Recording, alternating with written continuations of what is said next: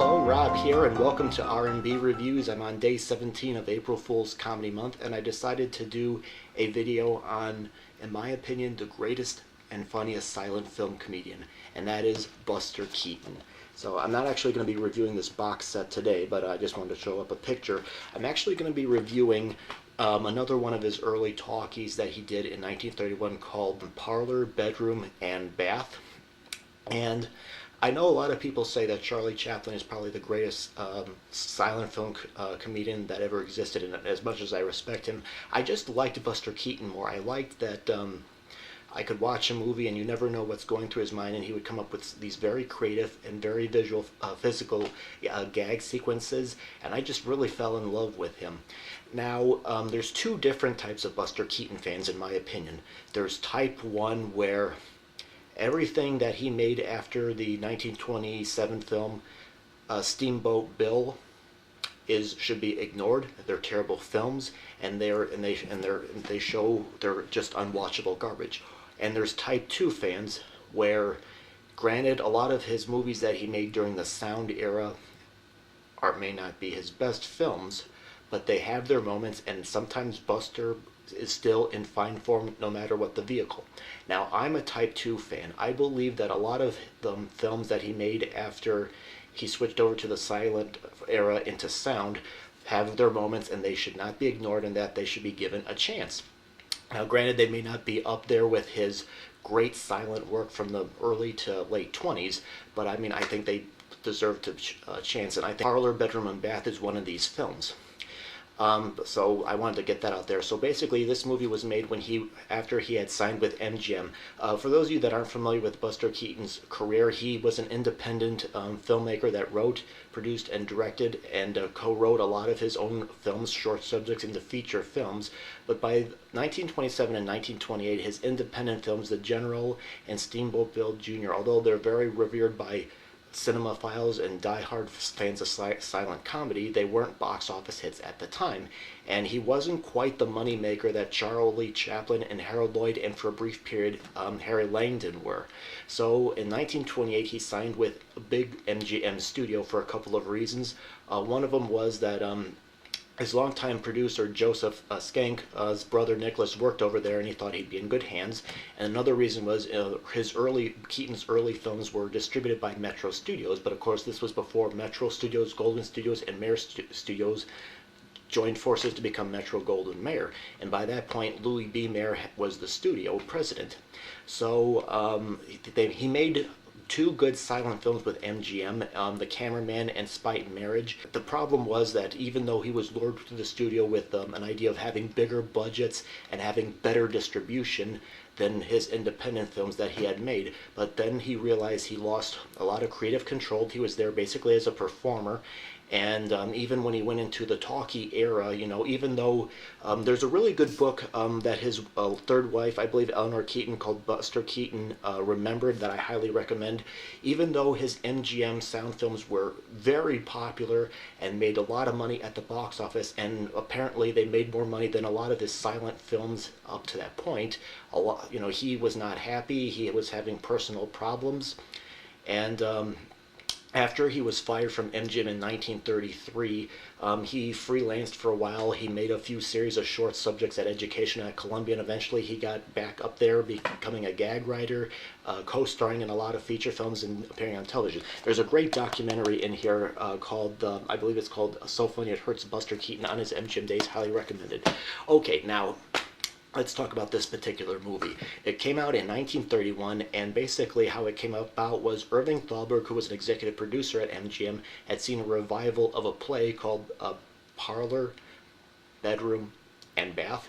It opened in 1917, and it was made into a movie by Metro Studios in 1920, and Thalberg thought this would be a perfect vehicle for Buster. It was a farce. But the only problem was Keaton didn't want to do the movie. He didn't think he was suited for farce, which involved a lot of, misunderstanding, a lot of slamming doors, a few naughty little things here and there. And he felt like with farce, with misunderstandings, it could easily be cleared up in a few minutes instead of, misunderstandings, misidentities, and all this kind of stuff. But, he was under contract to MGM, so he had to do the movie. But what was good was the movie was directed by Edward Sedgwick, who directed most of his MGM films, and he was a very sympathetic director. He tried to give Buster Keaton as much leeway as he could, and even got suggestions from him, and collaborated with him pretty well. And so there's quite a number of Buster Keaton visual gags in here. So he was very sympathetic to Buster and tried to let him do as much as he could within his power. But basically, the storyline is Buster Keaton plays a shy guy who basically, there is a guy played by Jeff, who's played by Reginald Denny. He wants to marry this girl named Virginia, but the old custom is that they can't get married until her older sister is married off. So Jeff accidentally runs over Buster Keaton on the road. It brings them to the house, and when the older sister kind of has, thinks that Buster Keaton's character is cute, he tries to convince the shy guy is really a Casanova, and tries to get the two married. It was a commercial success at the box office. I know the storyline about the older sister marrying first is kind of old-fashioned for modern viewers, but I gotta say, now, is this his best film? Is it? No, it's not quite as good as his silent work. Is it his worst film? I don't think so. I think it's a movie that definitely has its moments. Granted, I agree with Keaton that he's not quite suited for farce. I mean, he doesn't have the line delivery that some of the rest of the cast in this movie has, but he does deliver a few good one-liners. I love his reactions and facial reaction to the situations he ends up getting into, and he can still do slapstick visual humor very well here. Reginald Denny, he handles farce very well. His delivery and performance, I think, are tailor-made for it. He's good with slapstick as well when he's given the opportunity to do it here, and same thing with Sally Ellers, who plays Denny's love interest. She's good with farce delivery as well. Charlotte Greenwood plays a friend of Reginald Denny's character, and she's hired to teach Keaton how to make love or make woo to a woman. She and Buster Keaton have a hilarious sequence together. She's great with visual movement, and she and Buster are just great together. The first half takes place in a house. It was actually filmed at Buster Keaton's villa. The first half, it doesn't feel like there's a whole lot going on, but after the 35-minute mark is when the movie really takes off. Keaton reuses a bit from the short 1 week involving a car and a train. There's a great scene in the lobby, and then there's wild craziness in the hotel room for the remainder of the film. Now, at times the movie does feel like a compromise between a sophisticated MGM farce and Keaton's downplayed, ironic type of slapstick. But I think it's a good film. I definitely recommend it to people that love old movies, that love Buster Keaton. The movie is in the public domain, so that means a lot of cheap DVD companies have released it over the years, and the prints have been various in quality. I know Turner Entertainment, that now owns the MGM library, put out their own collection that included this movie. Maybe that one's got a better print, I don't know. But I think it's worth a shot. I think Buster Keaton is still in fine form here. Granted, it's not his best film, but I think this movie deserves a chance. Please check it out. And there's a couple books, like I mentioned, Buster Keaton, remembered by Eleanor Keaton, his last wife, and of course he put out his own autobiography. And definitely check out the Buster Keaton collection too. It's got his last 2 silent movies, The Cameraman in Spite Marriage and his first talkie.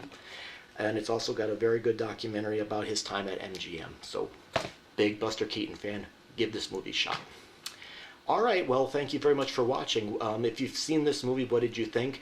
And are you a Type 1 or a Type 2 Buster Keaton fan? Do you believe that anything he made after 1928 should be ignored and everything is garbage and shouldn't be watched? Or are you a Type 2 fan like me, where you believe all his films should be given a chance? They may not be as good as his silent films, but they're worth looking into.